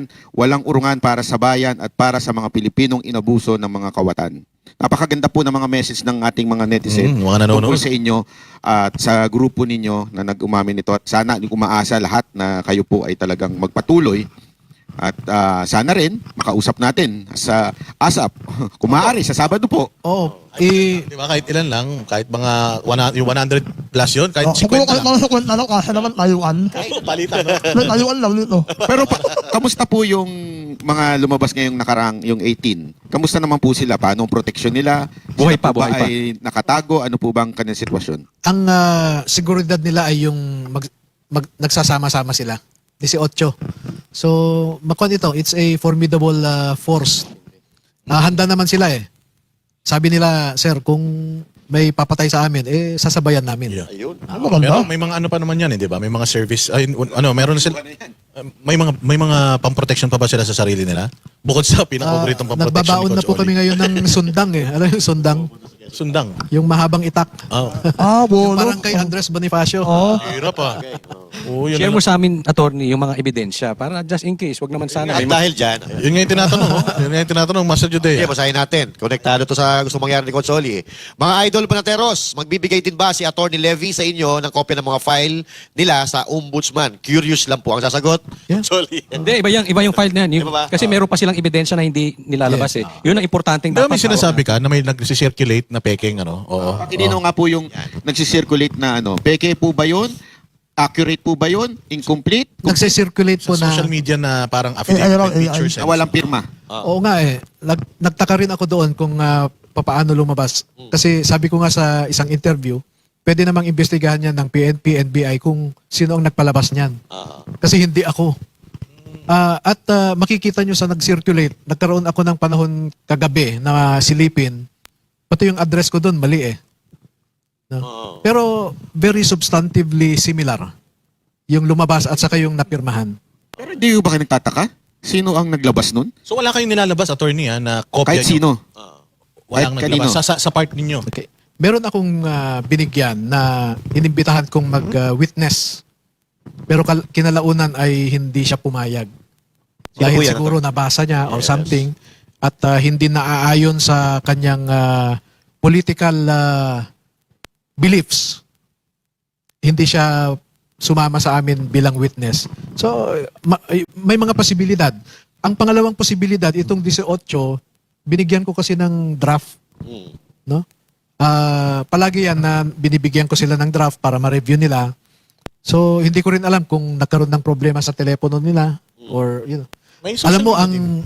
ang technical capability kasi ng government ngayon ay matindi na rin, no? Ito pong mga 80 na ito, may access din po sila sa kanilang mga social media. Wala pong restriction sa kanila. Kasi medyo delikado po itong yung laban na sinusuong nila ngayon. Parang wala silang social media, Wala social Facebook media. account, ganun. Parang wala eh. Attorney, palagay ko kailangan meron na kayong mga social media team na check nitong mga naglalabas ng mga dokumento na to. And siguro maganda kung galing sa inyo. Yes, Mag-post kayo na hindi ito, mali itong mga Kasi baka mahirap niyan, attorney, baka magamit Tapos yun ang basahin ng mga netizens natin and yun yung paniwalaan nila. Baka mamaya may mga misleading information doon. Yes. Para ma-counter agad. Kung halimbawa, May may official page. Oo, pwede po yun. Kasi yun na nga, alam nyo, meron akong isang kakilalang abogado na nag-post din siya na sa pagmamadali ay nakalimutan nila na yung nakahilerang mga maleta, nandun yung picture daw ng family ni Duterte. So, itong abogado na ito, abogado siyang naturingan, gumagawa siya ng fake news, no? Ang pangalan yan? Bakla ba yan? Ibigay ko sa inyo. Kaya, you know, so sa ating mga kababayan sana ay maging responsable tayo sa paggamit ng mga platforms, no, sa social media because this can be both a blessing and a curse. Kung mali ang paggamit ay ganito, nawawala yung katotohanan, no? Yes. Attorney, pag meron kayong gustong ipalabas, sabihin nyo lamang po sa Banateros at ikakalat po namin kung ano yung tunay at saka yung fake news. Yes, Kasi napaka-importante po niyan ngayon dahil yan po ang, kayo na po nagsabi, may troll farm ang administrasyon. So yung mga lumalabas, mukhang galing sa kanila para ilito ang taong bayan. Oo. Tama. Kanina nga ay ipinakita sa akin ni Miss Jessica Soho na attorney, may nag-criticize sa picture nyo na AI daw. Saan ma'am? Pinakita sa akin. Yung nag-post, siya yung gumawa ng peke na. Kaya naman pala. But anyway, yung kanina hindi pa nasasagot ni attorney, yung magbibigay ng file. Pero kanina sinagot mo na off-cam ibibigay, di ba? Off-cam. At abangan nyo yan sa mga channel namin pagkatapos nito. Siyempre, kung exclusive, kung ano Yung yan. file na sikreto lang, ha? Sekreto lang. Para lang malaman natin. Pero, ano sabi ni Maria Cristina de Jesus? Na-secure na po ba ang mga pamilya nila? Baka maging dahilan na naman ng pagbaliktad nila yan. Opo, na ihanda ang kanilang mga pamilya psychologically, no? At ang tulong ko naman sa kanila ay basta hindi magutom yung pamilya. Ayun. Yun. Ito, dito naman tayo sa mga... Bagamat nasagot na ni attorney yung mga reaction, pero balikan natin. Ito galing kay Antonio Trillanes. I categorically and vehemently deny na may tinanggap akong 2 million o kahit anumang halaga galing kay Zaldico para sa ICC operations. Ito ay para dungisan yung integrity, credibility ng ICC in light of what's happening now. Nagde-deny siya sa bagay na wala namang aligasyon na yung $2 million ay pumunta sa kanya. Wala po yan sa affidavit Pangalawa, hindi naman na namin kailangang dungisan ang reputasyon ng ICC Madungis na because no less than the US State Department came out with an official statement na sinasabi ni Hegseth ay the ICC is corrupt and politicized. So kung US mismo ay naniniwala na corrupt itong ICC, itong sinasabi ng mga sundalo is just one proof Yes. na yung criticism ay totoo. Ano ba, attorney, no? Kadugtong pa rin ito. Kasi may napanood ako interview mo, pinapagalitan ka ng isang babaeng, yung anchor Ilinawin po natin dito, yung $2 million. May naman kasi may, kung logically speaking, medyo magtatanong ka bakit yung peso na dito naman nila gagamitin sa Pilipinas, pinalit ng $2 million? Yun nga po dahil ang narinig lamang ng mga sundalo ay magpapalit tayo or bibili tayo ng dollars dahil meron tayong pinaghahandaan na mga foreigners. Yun lang ang sinabi nila. At eventually, nalaman nila na yung foreigners na sinasabi ay mga taga-ICC. So, attorney, posibleng take-home pay ito. O bonus kasi dollar Kasi kung gastusin dito, peso. Hindi ko masabi kasi hindi rin nila masabi, no? Pero ang pruweba ay na nakasama nila itong mga ICC. In fact, inutusan pa sila na kasi labas-pasok sila. So sa isang biyahe nila, hindi na magkasya yung gamit nila sa maleta. So may mga naiwan. At inutusan si Tube na siya ang mag-ship. Yes. Pinadala sa DHL yung ibang gamit na naiwan, no? Mga personal items, no? At may mga pinadala pa sila na mga resibo ng mga hotels, etc. So, hotel, food, lahat yan, funded by who? Binayaran na yan ni Saldico Yung resibo po ba may... Pero yung resibo, hiningi ng mga taga-ICC Bakit kaya? Para daw may maipakita sila doon sa ICC na ginastos nila. Walang Pinaokan iya. nila. So, baga, i-reimburse pa nila doon. Kinita na nila dito. Ang gagaling Parang, nyo, ha? parang yung ginawa ni Jack sa atin na nasa Davao, no? Oo. Nag-reimburse. Ayun. Pero binigyan na pala siya ng So- pagkain doon. Attorney, kasama na itong ICC si Trillanes. May mga litrato ba tayo dyan? Pwede nyo sagutin o hindi kasi baka sa susunod yan. Yes. Litrato na kasama nila si Trillanes? Mike po, Mike. Meeting with ICC personnel or any... Hindi ko sure kung may mga pictures, no? Tanungin ko sila. Ayun. So, ito parang Kasi- pera inabot kay Trillanes. Juan, no? nararamdaman ko sa kanila na ang dami pa nilang tinatago. Oo, ang dami pa. So, So, parang, attorney, linawin natin, nakabili sila ng dolyar. Oo. Pagkabili ng dolyar, ibinigay nila kay Trillanes. Hindi muna. Okay. Wala silang sinasabing binigay kay Trillanes yan. Basta inuwi nila, binalik sa opisina ni Saldico yung $2 million, no? Pero ang sabi nila, pinaghahandaan natin yung mga foreigners. Mm. Yun ang term kasi eh. Paano po napasok si Trillanes doon sa kwento? Si Trillanes kasi ang parang naka-assign sa mga ICC investigators. Parang siya yung parang take charge ka dyan, ha? So wala po kayong sinabi na Ibinigay sa kanya. kay Trillanes. Wala naman. Ba't kayo ganun. nilalibel ni Trillanes? Hindi ko nga alam kung, sabi ko nga, Oo nga, nagde-deny siya sa isang bagay na wala namang allegation. Pumiyok na siya, no? Wala. Hindi niyo po siya ina-accuse na nakatanggap. Sa Hindi, press con. wala pa kayo sa press con po. Wala kayong Wala sinabi po na- kayong sinabi na nag-deliver kayo ng pera kay Trillanes. Hindi ko alam kung nasabi ko sa press con, pero nagde-deliver ang mga ito sa opisina niya. Meron yan opisina sa Trillanes. Quezon City. Pero hindi ito yung 2 million. Hindi, iba pa yon. Ah. Iba pa. At saka, pag nandito ang ICC, linggo-linggo siyang nakikipag-meeting sa Forbes Park. At sinasabi ng mga sundalo, kada matapos ang meeting, meron siyang bit-bit din. Paldo. Kaya pala. So nakakatanggap siya nagbaleta, attorney. And Hindi, kasi weekly ito na meeting. weekly siya binibigyan. So, mga paper bags lang. Okay. And that answers kung saan nanggagaling yung pondo na ginagamit ni pabalik-balik sa dahig o pag-ano sa ICC. Pwedeng ganun, pwedeng ganun, hindi. pwedeng hindi. Oo. Hindi, ito, yung pagdating doon sa pera, no? Daming pera noon, attorney. Dumarating ba to doon sa mga Marines or sa mga nagde-deliver ng ganun na pera na o sila pa yung kumukuha sa bangko? Kasi yung laking pera nito, di ba? Ano rin to, problema rin to. Paano naglalabas ang bangko ng ganyang karaming pera nang hindi nagtitrigger ng sa AMLAC, di ba? O, di ba, yan ang point of inquiry ng Senate Blue Ribbon Committee kina Bernardo. Bakit sila nakaka-withdraw ng milyon-milyon, no? So, pero dito kay Saldico, hindi na siya kailangang mag-withdraw. Kasi dinideliver na sa kanya ng cash na nakalagay din sa mga maleta, sa karton, etc. Oo, no? Galing sa mga Sa district, mga- halimbawa, district engineer, ano? Sila Oo, nag-ano. kontratista. Okay. So, Contractors, mga ganun. So pera na talaga, hindi sila yung pumupunta pa sa bangko, talagang pera na i-deliver na lang nila. so ito po, iba po ito no? Kasi si Le Bernardo may ano rin sila na nag-aati din sila ng pera. So ibang grupo yun. Oh, iba yun. Iba pa sila grupo. Iba pang transaksyon yun. Siguro mga low-level na mga transactions yan. Okay. Iba yung transaction sa taas eh. Okay.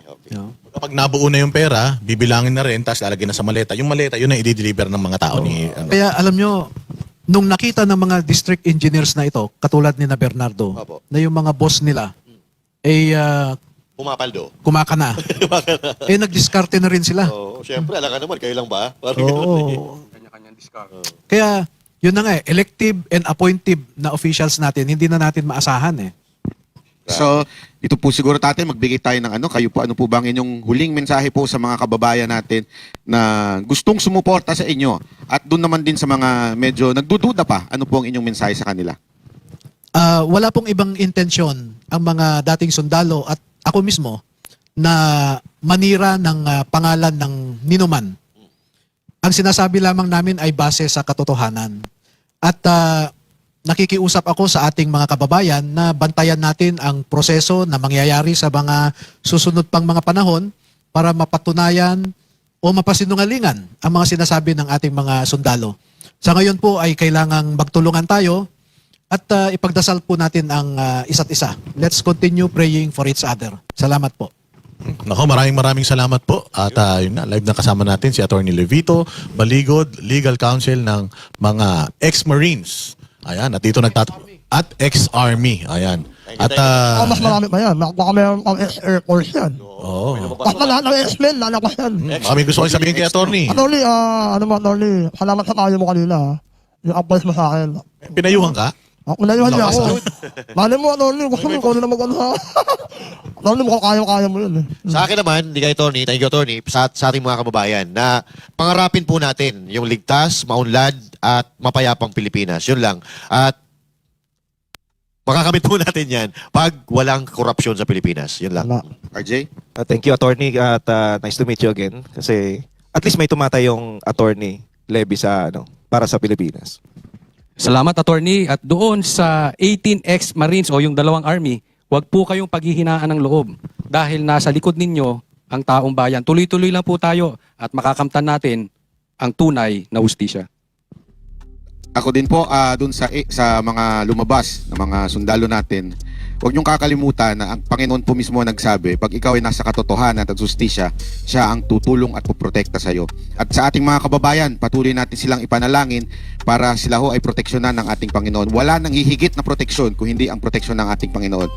At sa inyo, attorney, bukas ang himpilan na ito, ang SMNI, ang Vox Populi, para sa inyong mga naisabihin. Maraming salamat po. Uy, Banat Bay, binayaran mo yung cameraman natin, no? Ang ganda ng kuha mo, lumalapit na gano'n. Kapilter Pag pa, ikaw no? ganun, lumalapit. Pero pag kami hindi, nakaganon lang. May zoom in, no? May zoom in eh. Masyado kayong maitim. Walang iya. Maraming salamat po at dito nagtatapos ang episode ngayong araw ng Vox Populi, ang programang daluyan ng tunay na boses ng bayan. Abangan ang susunod na episode ngayong Sabado, alas 6 hanggang alas 8 ng gabi, dito lang sa SMNI. Vox Populi, ang boses ng bayan.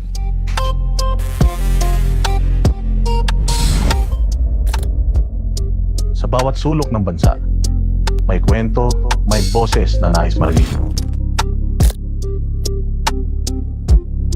Ito ang programang nagbibigay daan sa mga tinig na madalas ay hindi naririnig. Sa bawat usapan, bawat opinyon, ang kapangyarihan ay nasa kamay ng mamamayan. Sa panahon ng ingay at kalituhan, may mga tinig na kailangang pakinggan. Ang espasyo ng bayan, ang entabladong walang kinakatakutan. Vox Populi, ang boses ng bayan.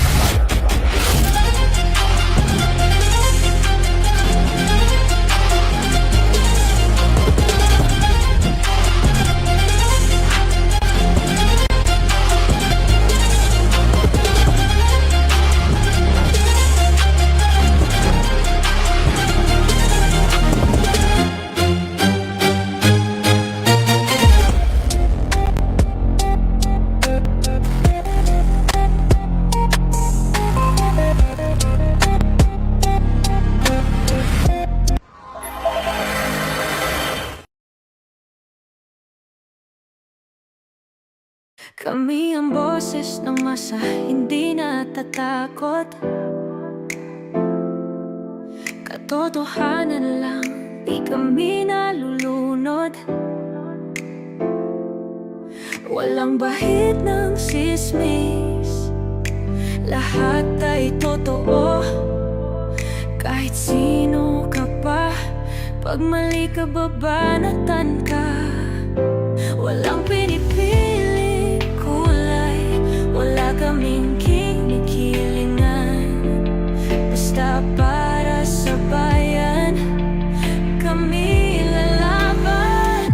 Pagdama palakpakan, pag mali banatan. Di matitinag, di matatakot, para sa bayan tuloy ang sigaw. Sa harap ng kamera, walang halong takot. Mga baluktot, lahat kayo'y tutumba. Ang hustisya at totoo, yun lang ang mahalaga. Kahit sinong harang, di kami matitinag. Walang pinipiling kulay, wala kaming kinikilingan. Basta para sa bayan, kami lalaban. Pag tama pala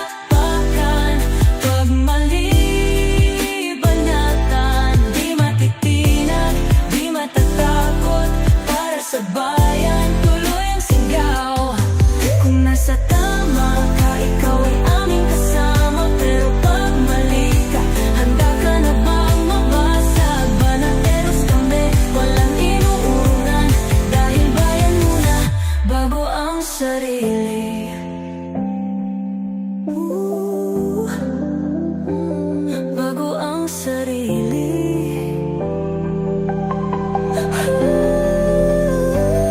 Pag tama palakpakan, pag mali banatan, banateros ang sigaw, katotohanan ang